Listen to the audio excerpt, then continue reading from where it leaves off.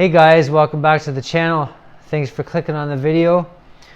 So today we continue in our series of Beginner's Path to New Bike Day with the components aspect of your bike.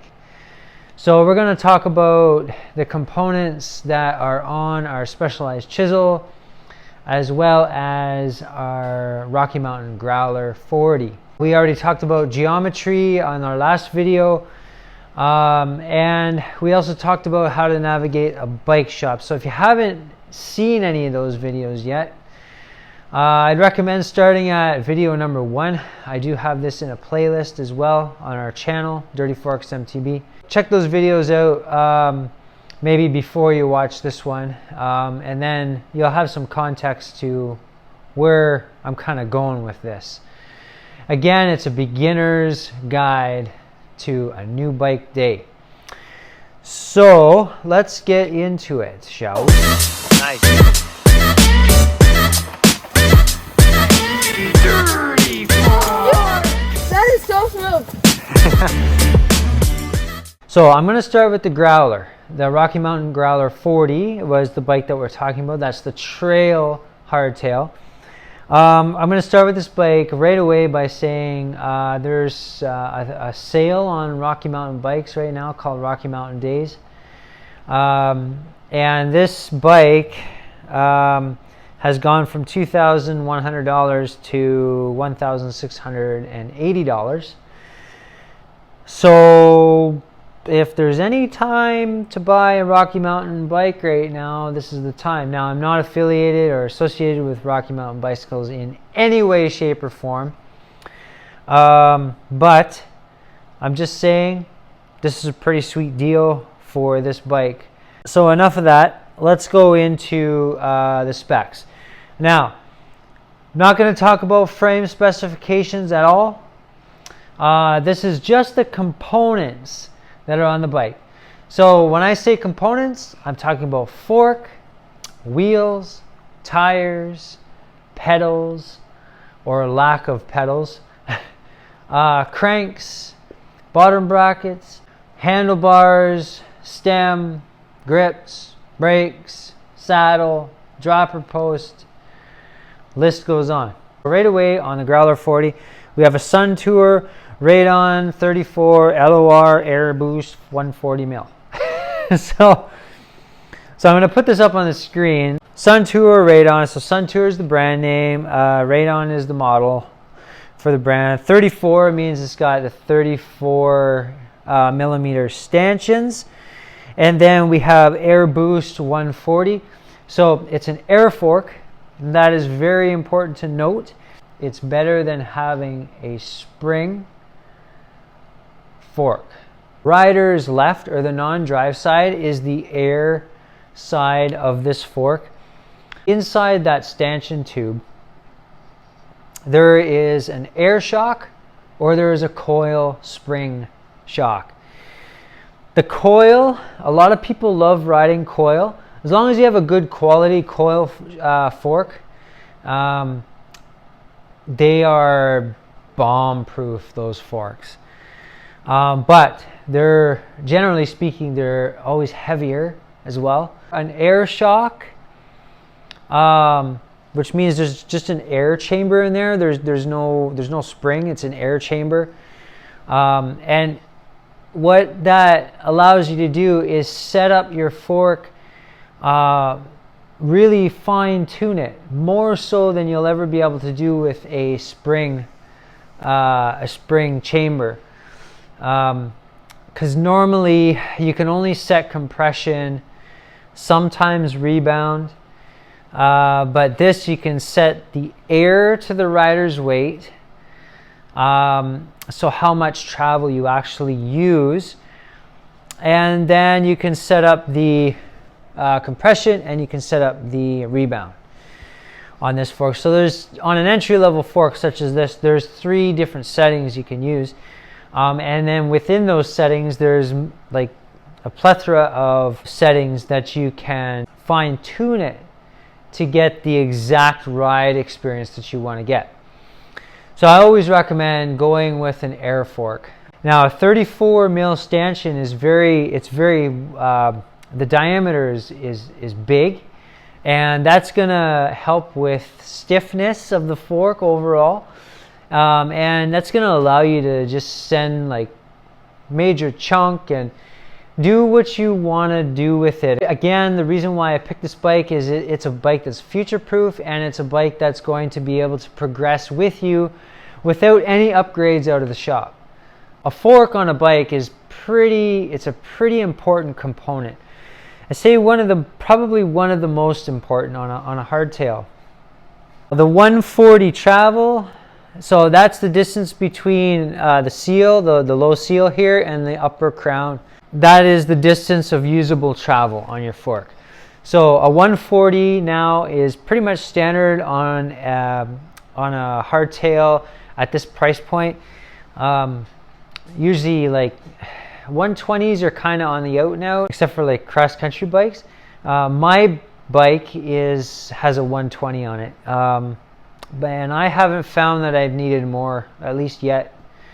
So my recommendation is to look at a bike though of at least 130 mil if you're looking at a trail hardtail, but mostly you're going to find 140 mil on there now. That's just the modern spec right now, and it goes a long way in helping you to have fun on the trails and to be able to progress as you want to, and you will progress for sure. The headset, which is basically at the front of the bike, it's the head. The headset is what sits in there. It's got your bearing races and the bearings and whatnot. So we've got loose ball bearings at a 1.5 inch crown race. So basically what that's telling me is it's a tapered head tube in the frame. Tapered head tube, and the reason why I'm going to talk about this, because it is the frame, usually coincides with a tapered steer tube on the fork. Now what that's going to do is it's going to even more evenly distribute forces, downward impact forces and such, when you're doing drops or big hits or like running over chunk at good speed. It's important to have that taper head tube and a taper steer tube fork. So this is all good stuff that's on this bike. The stem is a 31.8 mil clamp, so that's standard pretty much for trail bikes. When you go into downhill bikes, you're going to see 35 mils on there. But for trail use, 31.8 is a perfect size. And then we got a 7-degree rise, and all sizes. That means all frame sizes, so small, medium, large, extra large, so on and so forth. The stem length is going to be 40 millimeters, which is perfect. It's right in there. Handlebar, we got an 800 millimeter width on this handlebar, so super wide. This hardtail, again, this hardtail is an aggressive. It's set up to be aggressive. It's set up to just take whatever you can give it. So that's great. Again, 800 mils is not really good for cross-country riding, or if you have like super tight trails and narrow single track with trees on each side. You might want to cut those bars down a bit, but your bike shop would help you with that if you wanted to cut the bars down a touch. Me, I like running wide bars, but not 800 mil wide. I run 760, so, and I'm 6'2", so for me that's plenty enough, especially for the trails around here. And then we got the rise, the back sweep, the up sweep. So back sweep is how the handlebar comes slightly back towards you. Up sweep is the same going up, and then the rise is from the clamp. It rises up from the middle of the bar, from where it's clamped up. So a 25-degree rise. It's not going to be a flat straight bar. It's going to come up slightly. So this is all good. It's going to put you in a good riding position. Grips, They've got their proprietary grips on here, Rocky Mountain Lock-On Light. So basically, lock-on grips is what you want to see at this price point. Lock-on grips, in my humble opinion, is always what you want for grips. I don't like the slip-on or slide-on grips. They just, as soon as they get wet, they slide around. Lock-on is where it's at. They're not going to go anywhere. They're locked down. It does exactly what it says it's going to do. Brakes. These ones on here are Clark's budget brakes. We do have 2-piston with resin pads. The front rotor is an RT30 180, and then the rear rotor is an RT30 180. I wish they would spec the RT66s. Because you can use either resin or metal pads. I would prefer to see those rotors on a bike at this price point, just because then the rider can choose whether or not they want to run resin or sintered pads. To me, it's just, if you wanted to run sintered pads, you have to buy new rotors that take either resin or sintered or just metal pads. So it's just an added expense. If you later on down the road, if you want to upgrade your brakes, you got to upgrade your rotors too. So just know that those are the cheaper Shimano rotors. I've seen those direct to consumer for $34 a rotor, and the RT66s are like $60 a rotor with taxes. So there's definitely a difference there, and of course Rocky Mountain's getting those rotors for probably $10 a piece, right? So they're cheaper rotors on there with cheaper brakes, and they're 2-piston, but they are comparable to the Shimano MT200s, which is what you usually see spec'd on a bike at this price point. Shifters, so we got a 12-speed on this bike, which is great. I run a 10-speed on mine. I find it plenty enough gear range for me. But this does have a 12-speed, which is pretty much normal now. Usually you find 11 to 12 speeds. You don't see many 10 speeds anymore.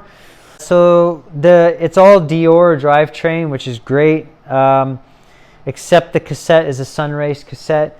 It is an 11 to 51 tooth range, which is a huge pie plate kind of range back there. So you're going to have all the gearing range you're ever going to need.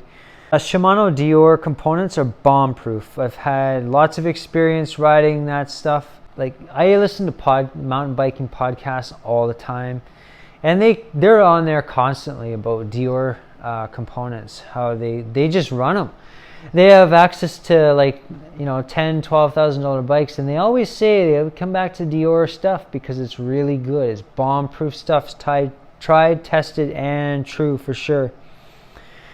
The cranks and the chain rings. So the crank is a 30 tooth, which I like to see on there because that usually means it's upgradable without having to upgrade the bottom bracket and the cranks. So that is an important note. If you want it to change to a 32 tooth, you don't have to buy a new set of compatible cranks and bottom brackets. So that's a good thing to note. Crank length 170 mil, and then the large to extra large is 175 mil. I like a bit shorter cranks. I run 170s on my bike. Even though I'm 6'2", I just like a little bit shorter of a crank. But that's just me. But what you see spec'd on here is the normal spec. Bottom bracket, so Rocky Mountain sealed. That just means there's a sealed cartridge inside. It's proprietary to Rocky Mountain. It is Shimano compatible.